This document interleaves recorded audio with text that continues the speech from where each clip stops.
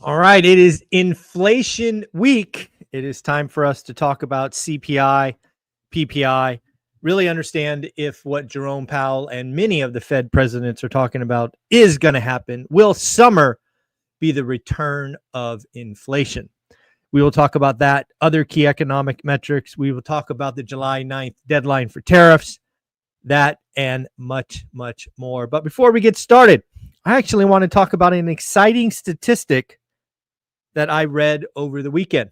And that is the fact that in 2024, in the United States of America, we created 379,000 new millionaires.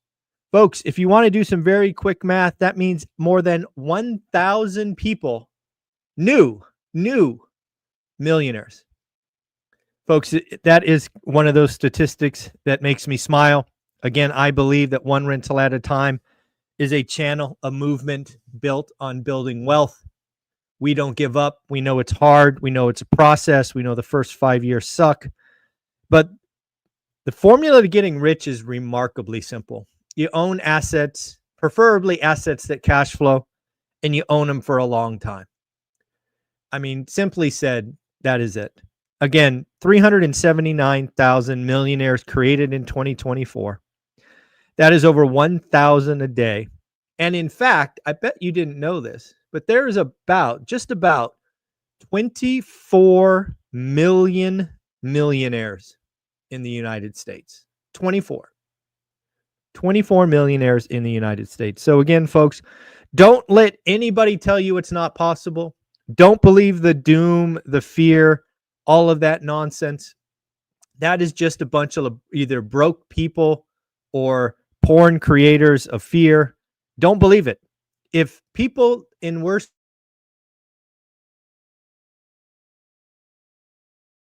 that is the movement that I'm getting behind. I just really love the fact that 379,000 new millionaires will created. I will say, if you want to be negative, if you flip back and look at 1975 and you compare it to 2025, this stat will once again tell you that inflation is a feature, not a bug. What am I talking about? $1 million in 2025 equals $165,000 in 1975. Yes, in 1975, 165 grand was equivalent to $1 million today, folks. Inflation is a feature, not a bug. You right there listening to this, you can use inflation or you can get used by inflation. If you don't own assets, you're going to get used. It is just that simple. Let's talk about the week ahead. We do got some critical economic data coming up that we need to be paying attention to, mainly inflation. Starts off hot and heavy on Tuesday. We will once again get CPI, Consumer Price Index. We will get headline. We will get core. We will also get New York State Manufacturing Survey, which was frankly ugly last month. I think it was like -16, contraction, big contraction. We'll see if there's any turnaround in that. But again, inflation's the big deal. We were scared of the inflation boogeyman last month. It did not show up. We shall see. Jerome Powell has told us repeatedly that inflation is coming over the summer, and we will see the first signs of that on Tuesday. Follow that up by PPI on Wednesday. Again, PPI might be the one part of the equation where inflation is coming. If you looked under the surface in PPI last month, although the headline numbers were kind of meh, there was some goods inflation inside PPI. It was just masked by a deflation in services. So again, we must pay attention to what is coming down the pipeline. We will also get the Fed Beige Book that comes out in the afternoon. That's going to be important. Like, I want to know what Michelle Bowman and Christopher Waller were saying last meeting. They've obviously come out this meeting saying that a July rate cut was possible. I don't think so at this point, given how strong jobs were last week. But it'll be interesting to see if there was any talk of a July rate cut. And we will see that Actually, no, that's in the Fed minutes. My mistake. The Fed Beige Book, I apologize, is a summary of the 18 districts. So are the 18 districts growing, shrinking, all of that? Again, I made a mistake. This is the Beige Book, not the meeting minutes. So the Beige Book, what is going on across the country? I believe last month, 11 of the 18 were contracting slightly. So are we seeing improvement, whatnot? So we will look at that. Thursday, we will get weekly claims.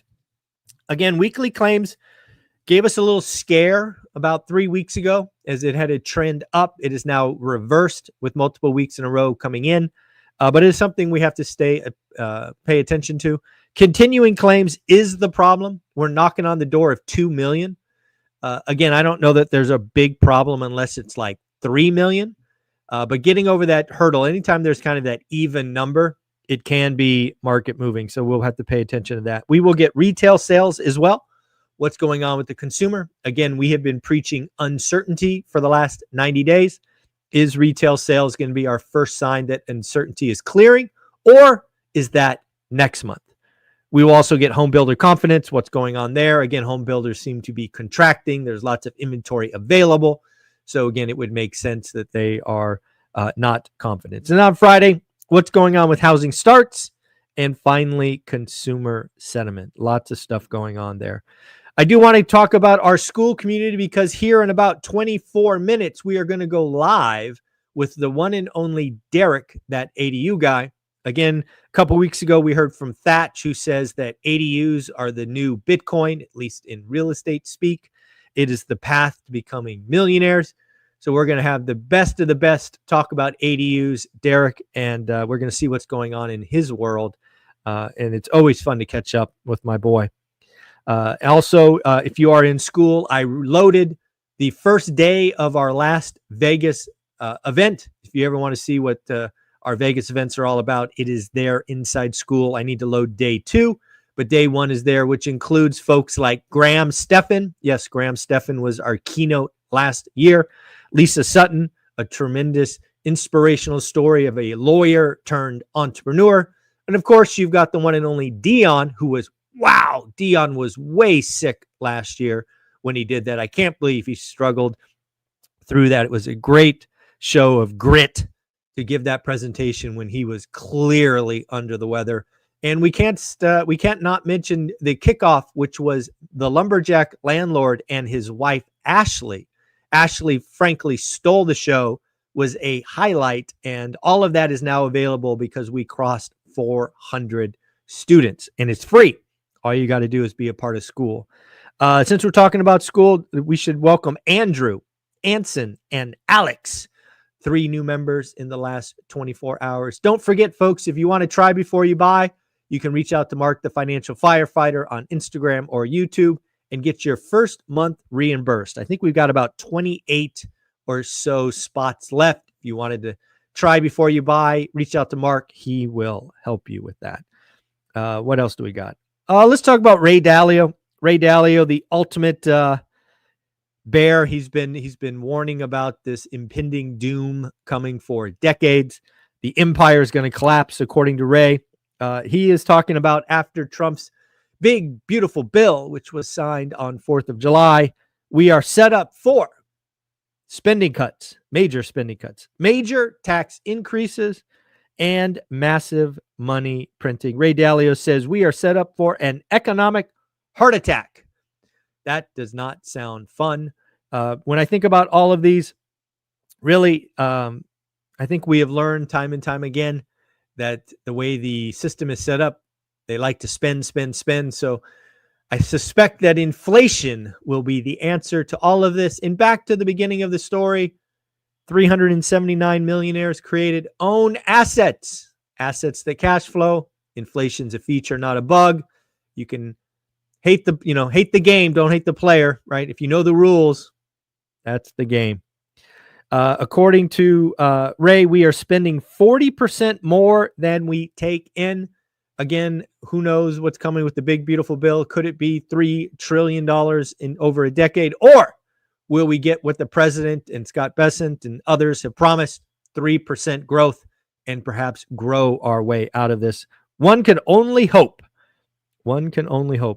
Allianz chief economist Ludwig Cerberon must be watching this channel. Of course, I kid.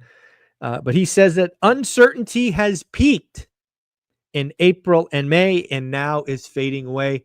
Folks, you can go back and watch our content. I was telling you the same exact thing. Now we will start to see again on what day is it? Thursday, if retail sales has started to perk up or if we are a month away. Again, very, very interesting. Lance Lambert had a featured article in Fast Company. Shout out, Lance. New single-family homes have hit the highest level since 2009. Lennar CEO, this year is weaker than expected. I love the fact that Lance gets access to these CEOs. It's really, really awesome. Buyer incentives are even, we have this is according to Lennar CEO, we have buyer incentives even in strong markets. If you look at their financial statements, according to some CNBC articles I read, in Q2, they had 13.3% incentives to sell a home. Ouch. That is going to hit margins. According to President Trump, we are on the cusp of 12 countries. Actually, let me take it to 18. I got new updates this morning. 18 nations. 18 nations are on the cusp of tariff deals. Again, I think we've only done 2, UK and Vietnam. Obviously, the July 9th deadline is right around the corner. If it's true and we got 18 nations moving, apparently that is 95% of the trade deficit. According to Scott Bessent this morning on Bloomberg, 100 smaller nations will get base tariffs starting August 1st. Okay, sounds good. Again, we will see where all of this goes. I do want to talk about something, just kind of have an honest reflection with you. If you've been on my channel for a long, long time, you noticed something about a month ago, maybe 5 weeks ago, where I chose on purpose to take my titles and make them negative. I did that because I kept getting coaching, and specifically a conversation with Graham Stephan. Graham Stephan looked at my YouTube metrics and he said, Zuber, you need to grow your audience, because when you look at my channel, 75% of the views are all my people. You guys come back, you show up, you come back every time, and I love you for that. But in order to grow a channel, according to Graham, that metric needs to be 50-50. You have your loyal fans, and then you bringing in new people. According to Graham Stephan, I should take a more negative approach, feed the doom loop. So I did that, and you saw it. Unfortunately, well, let me take it back. So again, I did that. It was my choice. I assume 100% responsibility. I am not blaming anybody. I did it. Let's be very, very clear. And frankly, it worked. For 4 or 5 weeks, my channel grew faster than normal. We had more views than normal. However, as somebody who still responds to each and every comment, I did not like what I saw.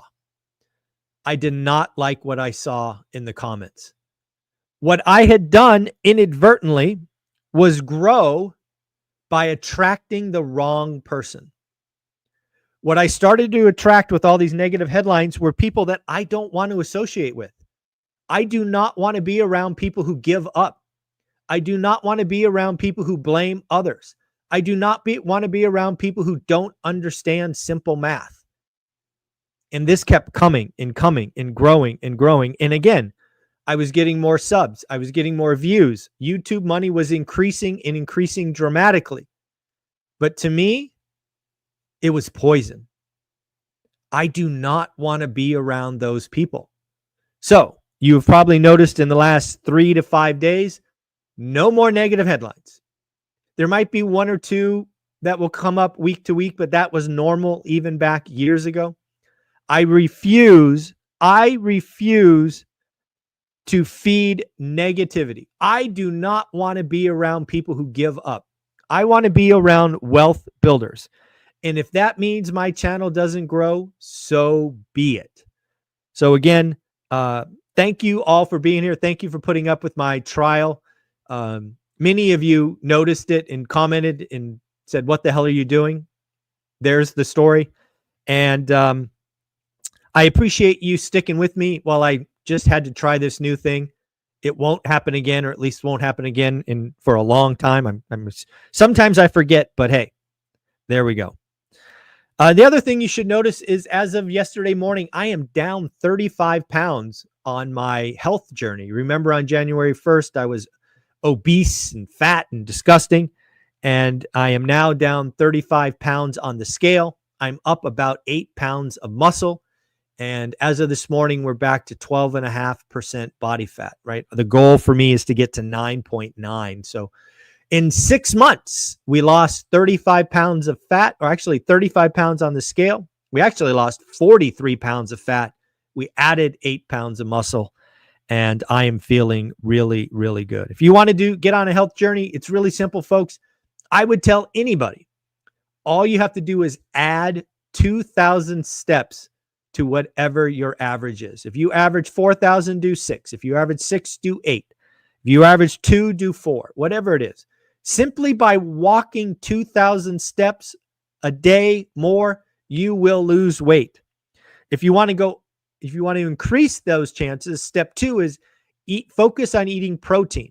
I try to eat 180 grams of protein. I max my calories at 1,900. So I will eat whatever I want if it fits my macros and my calories. And then lastly, if you really want to step on the gas, you need to weight train. You need to get some hypertrophy training 3 or 4 times a week. It doesn't have to be long, 20, 25, maybe 30 minutes. But that is the formula. That is what I've been doing for 6 months. Let's do a couple of things and we will wrap up today.